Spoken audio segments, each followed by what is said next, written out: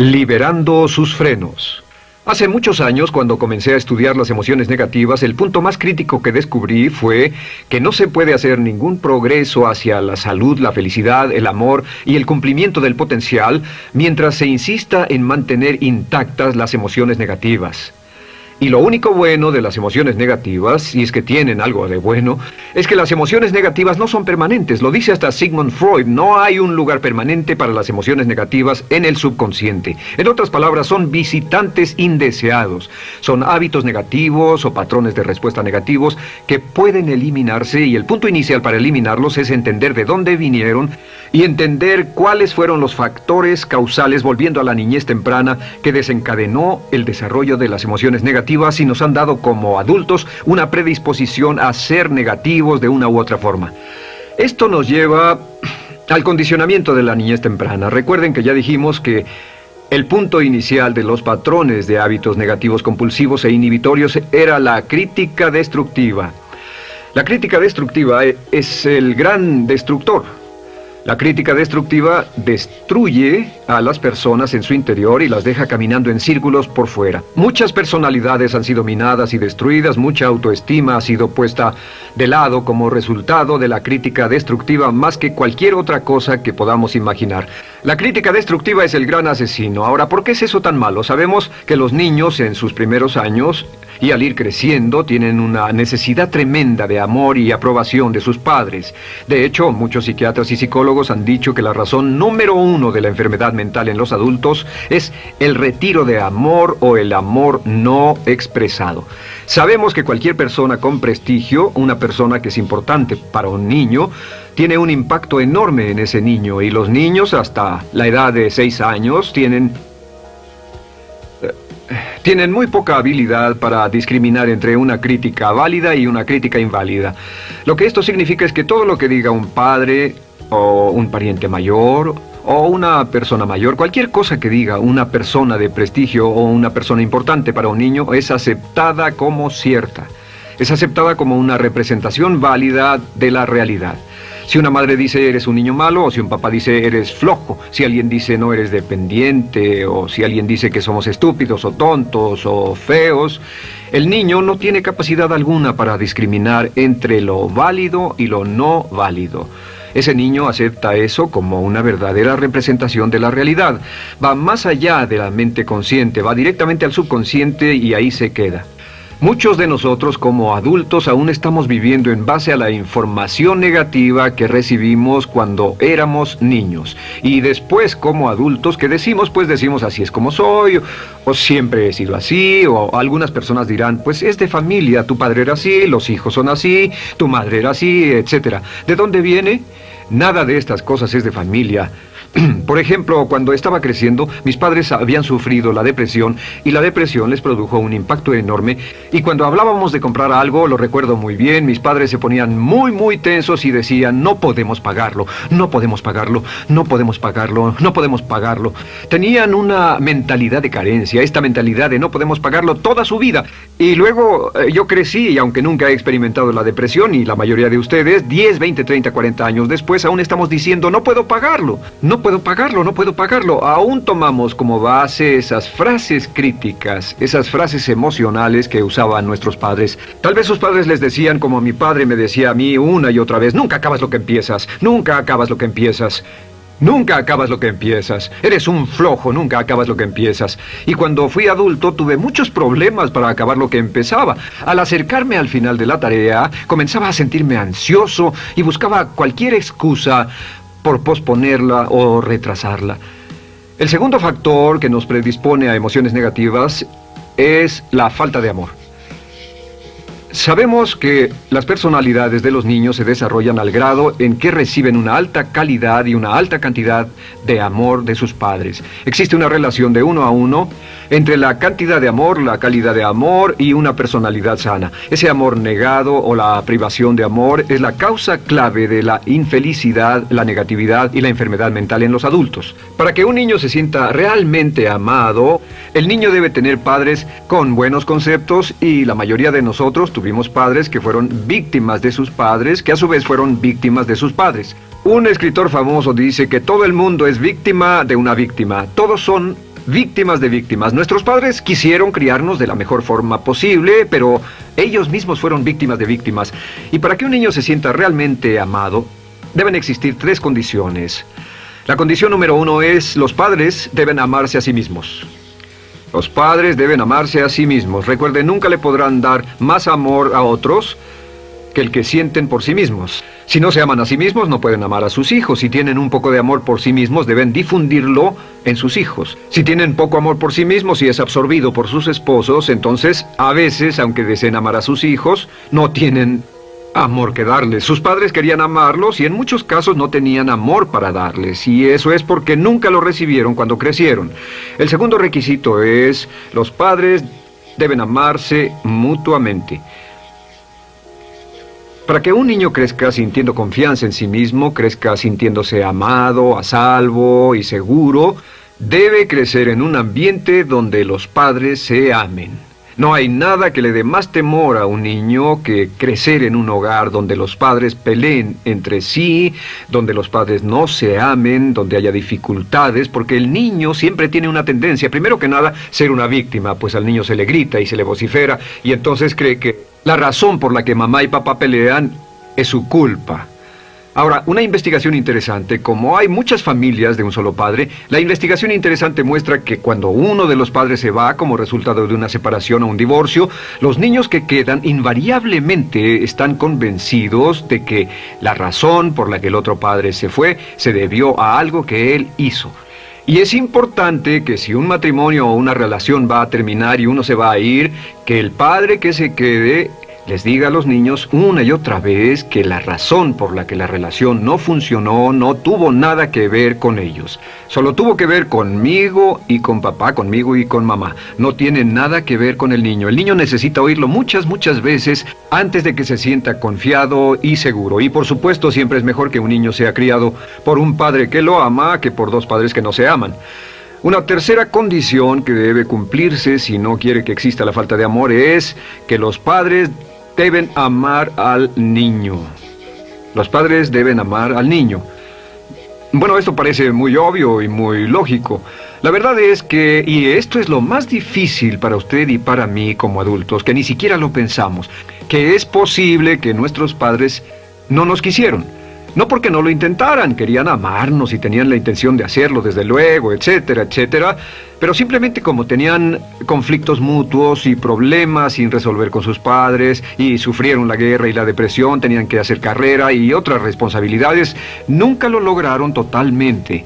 ¿Entienden? Esa fue la dificultad. Lo deseaban, pero nunca lo lograron. La única forma en que puede amarse a un niño es pasando una gran cantidad y calidad de tiempo con el niño.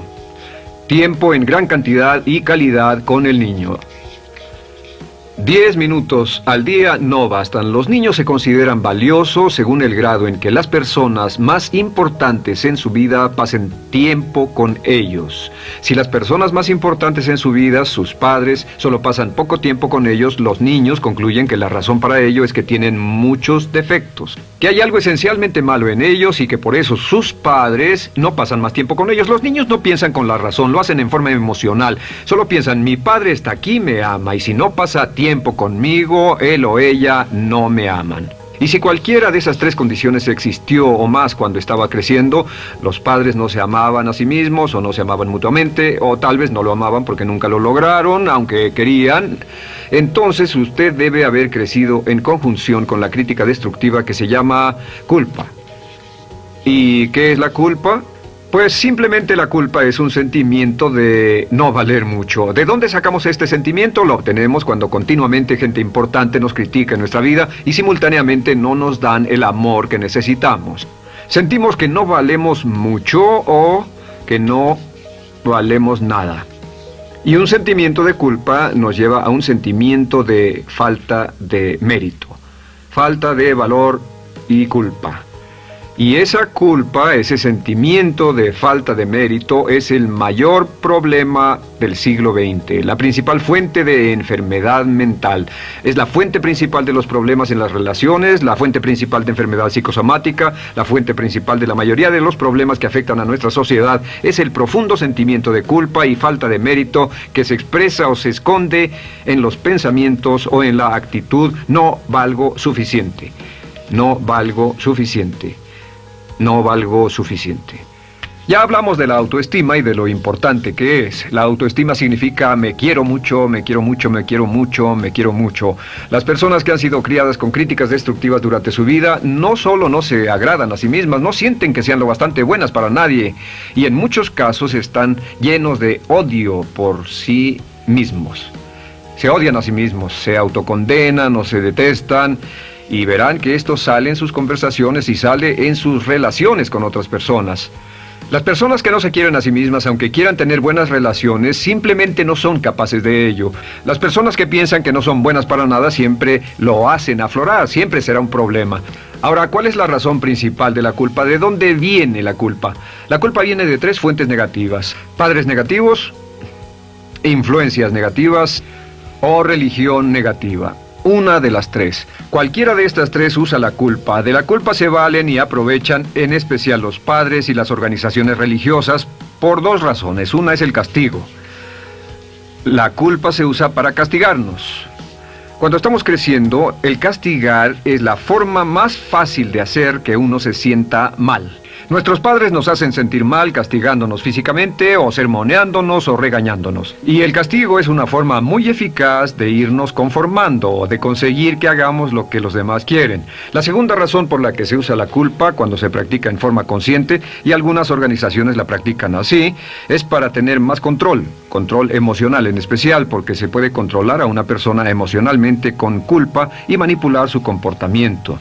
Hay muchas organizaciones que usan la culpa como una herramienta de control y manipulación. Si puede controlar a las personas con suficiente fuerza y en forma emocional, puede conseguir su dinero, puede conseguir su tiempo, puede conseguir su compromiso, demandar sus recursos, etc. Muchas organizaciones usan la culpa para aplicar un castigo. Muchas organizaciones de caridad que se anuncian por televisión, en especial las de causas benéficas que involucran a niños o a personas incapacitadas, usan un sentimiento de culpa. A usted le va tan bien que debe sentirse culpable por estas personas que sufren.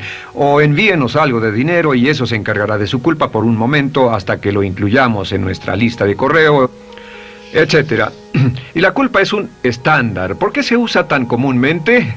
Pues primero que nada porque casi todos nosotros la tenemos en mayor o menor grado. Y número 2, es fácil. La culpa es fácil. ¿Por qué nuestros padres la usan con nosotros? ¿Por qué nuestras madres la usan con nosotros? Nuestras madres pueden controlarnos con la culpa en un cuarto repleto. Nuestra madre puede controlarnos a miles de kilómetros por teléfono. Los padres usan la culpa en sus hijos porque sus padres usaban la culpa en ellos y así sucesivamente. Es lo más fácil. No existe un esfuerzo físico. Puede hacerse con una mirada o de reojo o una palabra. Ya sabe que las personas siempre buscan lo más fácil. Esté alerta. Ustedes han sido criados en un ambiente donde se les ha hecho sentir culpa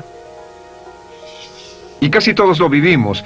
Debemos entender que la culpa es como una letrina o bacterias emocionales negativas que se colocan en la raíz de su psique o su subconsciente y activan todas las demás emociones negativas: furia, odio, envidia, resentimiento, frustración y duda, temor, etcétera. Las crea y las activa a todas, y la forma para en realidad deshacerse del centro es exorcizarlo, extirparlo, y es lo que vamos a hacer el resto de esta sesión. Primero, ¿cómo podemos saber si nos criaron con sentimientos de culpa? Bien, a esto le llamamos la manifestación adulta de la culpa. Manifestación adulta de la culpa. Puede saber, probándose a sí mismo, ¿cuánto de esto tiene? Número 1, la manifestación adulta de la culpa es que tiene sentimientos de inferioridad, sentimientos de inadaptabilidad y de no merecer las cosas. No siente que merezca que le pasen cosas buenas. Si una persona ha sido criada con crítica destructiva y se le hace sentir culpa, entonces cuando logra éxito, aún con un tremendo esfuerzo, tiene una tendencia terrible de sentir que no se lo merece. A esto se le llama, por cierto, temor al éxito. El temor al éxito es solo otra forma de decir que la persona que ha estado condicionada a pensar de sí misma como poco valiosa o no lo bastante buena, se siente muy incómoda cuando experimenta el éxito. Se siente muy tensa y a disgusto. Realmente si sienten demasiada tensión, comienzan a aspirar cocaína, a beber demasiado alcohol, se enredarán en comportamientos autodestructivos, tendrán una sensación tremenda de ansiedad, como si alguien fuera a descubrir algo de ellos. Hay un libro en la librería que dice, si me está yendo también, ¿por qué me siento como un impostor? Tienen el llamado síndrome del impostor. ¿Alguna vez ha tenido éxito en algo y la gente ha ido a usted a decirle, vaya, hiciste un excelente trabajo, o eso es maravilloso, aunque haya sido muy duro para usted, y sintió que los demás iban a descubrir, siente como que, es decir, que iban a descubrir que realmente no es bueno, que solo fue un fraude, solo un accidente, y por supuesto es lo que dice, fue coincidencia, fue un accidente, la verdad, no sé ni cómo lo hice. Hacen todo lo posible por huir de ese sentimiento de inferioridad y de no merecer las cosas. Estén muy alertas. La segunda manifestación adulta de la culpa es la autocrítica destructiva. Hay una línea de un gran poeta que dice, aquellos a quienes se les hace mal, hacen mal a su vez. Los niños a muy temprana edad, a veces a la edad de 2 o 3 años, comienzan a menospreciarse, se desgarran, hasta se golpean y se castigan físicamente si se les critica demasiado. Siempre dicen el equivalente de no valgo suficiente o no soy muy bueno, y se castigan a sí mismos. Y la crítica destructiva es un síntoma real de un sentimiento escondido de culpa e insuficiencia. El número 3 es que, fácilmente manipuladas por la culpa, las personas pueden jalar sus cordones de culpa en forma muy simple. Realmente vemos que existen dos tipos de personas en el mundo, los lanzadores de culpa y los receptores de culpa. Invariablemente, estas personas se atraen mutuamente. Y por supuesto el lanzador de culpa es la persona que se identifica con el padre que lanzó la culpa y el receptor es la persona que se identifica con el que atrapó la culpa. Pero los lanzadores y los receptores de culpa se unen, se equilibran perfectamente, se establecen y forman una nueva generación de lanzadores y receptores de culpa. Podemos decir que usted es fácilmente manipulado por la culpa, porque ha estado muy bien condicionado. Su jefe puede tirar de su cordón de culpa, una persona en un autobús puede tirar de su cordón de culpa, una sobrecargo puede tirar de su cordón de culpa. Esté muy alerta a esto. La cuarta manifestación de culpa es que usted la usa. Usa la culpa y culpa a otro generosamente. ¿Por qué?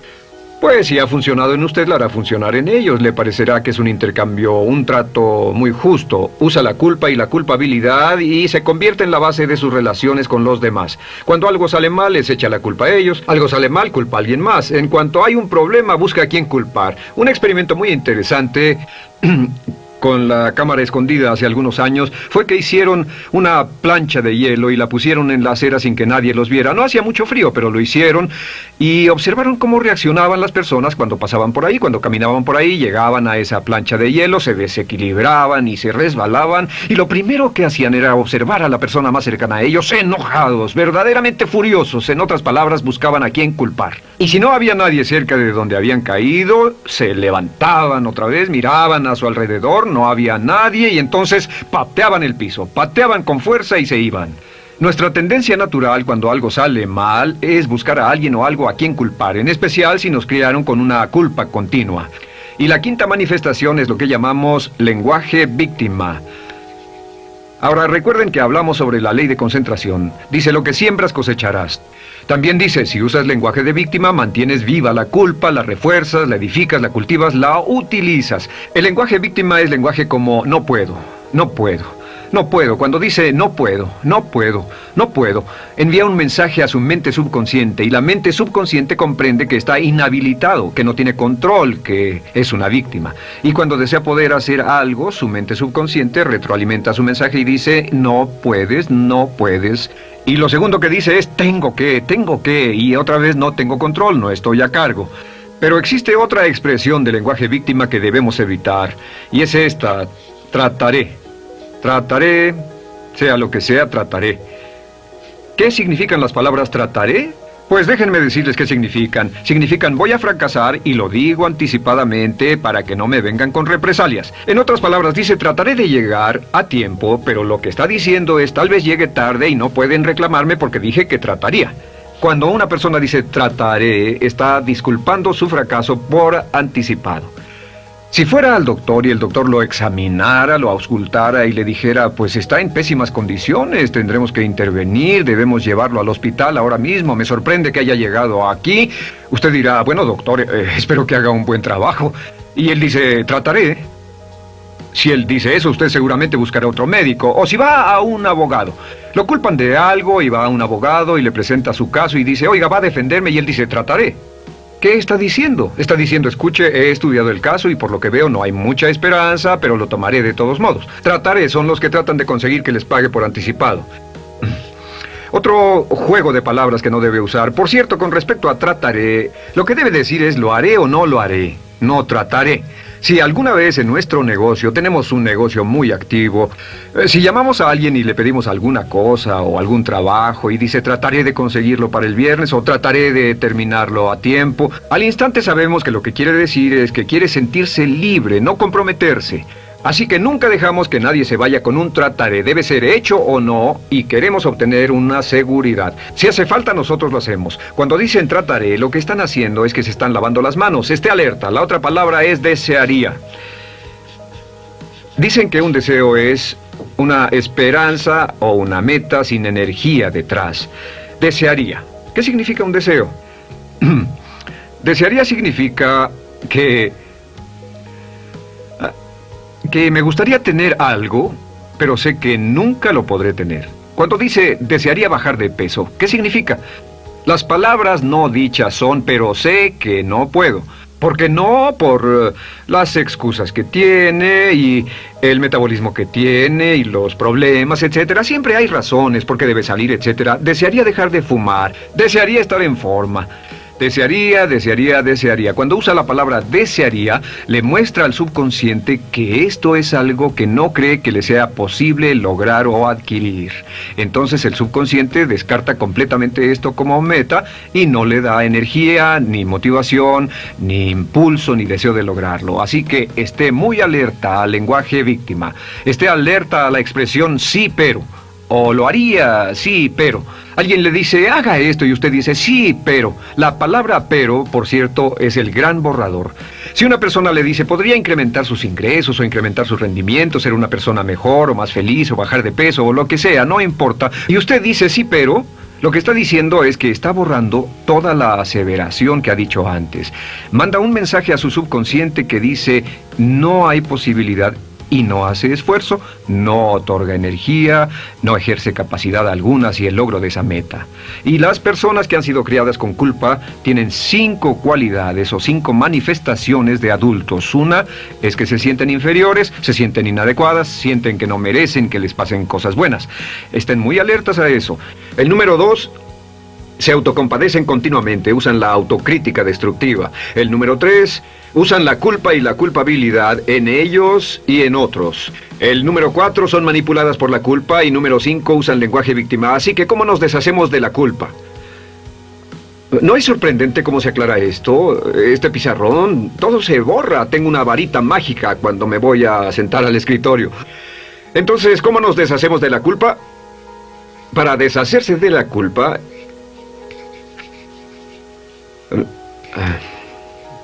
este es el proceso. Tiene algunos pasos importantes. Número 1, el primero de la lista, elimine la autocrítica. Elimine la crítica autodestructiva. En otras palabras, nunca diga nada destructivamente crítico de usted mismo. No lo diga. Esta es la regla básica. El subconsciente acepta lo que diga usted como cierto, como un mandato. Así que no diga nada de sí mismo que no desee sinceramente que sea cierto. No diga estoy cansado, estoy gordo. No diga no puedo o debo. No diga nada a menos que quiera que sea cierto. Las palabras que van después de la palabra yo son las palabras que su subconsciente registra como mandatos, excepto cuando dice yo desearía o lo intentaré. Así que elimine la crítica destructiva. Siempre hable en términos positivos sobre usted. Me gusta mi persona, puedo hacerlo, lo haré, escogí hacerlo, pero nunca diga no, no puedo. Número 2 es no dejarse manejar por la culpa. Rehúse ser manejado por la culpa. Porque cada vez que le permita a alguien que lo manipule por la culpa, ¿sabe qué pasa?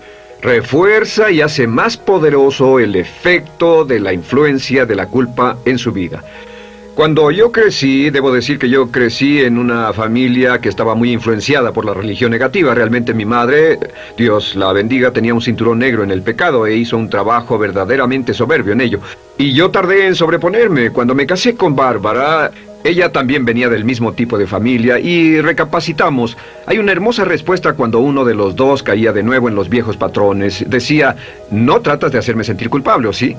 No tratas de hacerme sentir culpable, ¿o sí? Solo diga, no tratas de hacerme sentir culpable, ¿o sí? Y no deje que las personas lo manipulen usando la culpa. El número 3, no use la culpa o la culpabilidad y anuncie que no va a usarla. No la use en otras personas y permita que sus hijos o su cónyuge digan lo mismo. No tratas de hacerme sentir culpable, ¿o sí? Repítalo una y otra vez. Y si la otra persona le dice, eso es lo que trato, contéstele, no va a funcionar. Y no funcionará. Es que la culpa solo funciona mientras usted no sepa que está siendo usada en usted. El número 4 es lo que llamamos la ley del perdón. Es la más importante de todas. Realmente es el centro, es el meollo de toda esta sesión. La ley del perdón simplemente dice que usted está sano mentalmente hasta el grado en que pueda perdonar libremente y olvidar las ofensas. Que su habilidad para perdonar a los demás es la clave que determina su felicidad y su éxito en la vida. Su habilidad para perdonar a los demás es la única forma de eliminar la culpa. Su disponibilidad para perdonar a los demás y olvidar ofensas es el determinante más importante de si usted está o no totalmente integrado y es un adulto que funciona como ser humano.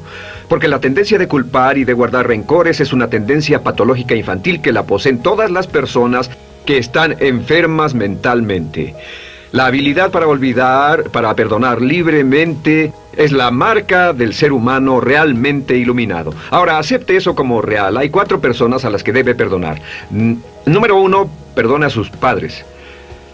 Perdone a sus padres por todo lo que le hayan hecho para herirlo. La mayoría de nuestras investigaciones muestran que casi todos nuestros problemas como adultos se remontan a no estar dispuestos o no poder perdonar a nuestros padres por algo que hicieron que nos hirió. Perdónelos un 100%, escríbales, llámeles por teléfono, dígales, o cuando menos perdónelos en su corazón, pero perdone a sus padres. Número 2, perdone a los otros. Perdone a todos los demás. Perdone a todos los que lo hayan herido de algún modo, por cualquier cosa, y déjelo así. Ahora, hay muchos que dicen no puedo perdonar a esa persona por lo terrible que me hizo. Pero recuerde esto, el perdón es perfectamente egoísta.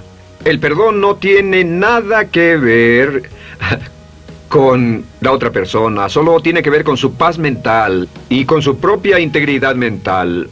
Número 3, perdónese a sí mismo.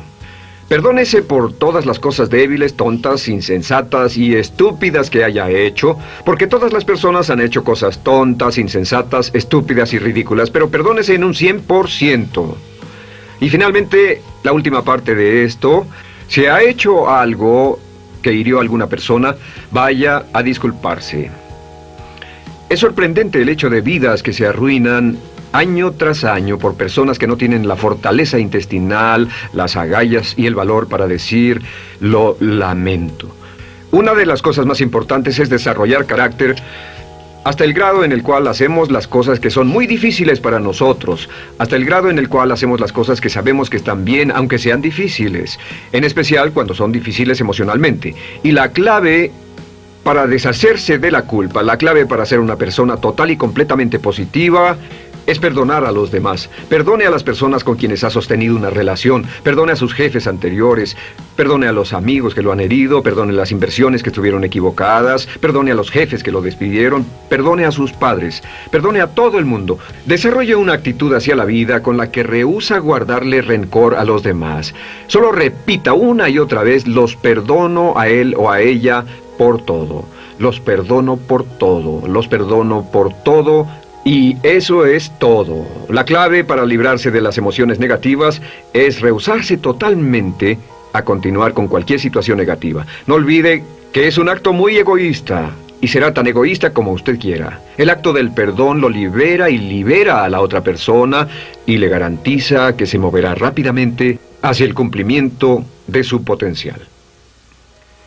Para tener éxito, una mujer debe ser mejor en su trabajo que un hombre. Golda